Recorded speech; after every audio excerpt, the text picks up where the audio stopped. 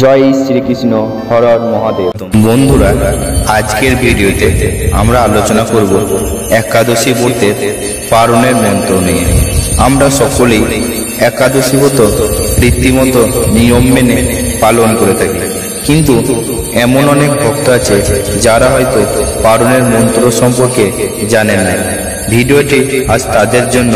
তাই বন্ধুরা, পারণের মন্ত্রটি জানতে ভিডিওটি শেষ পর্যন্ত দেখতে থাকুন। চলুন জেনে নেওয়া যাক।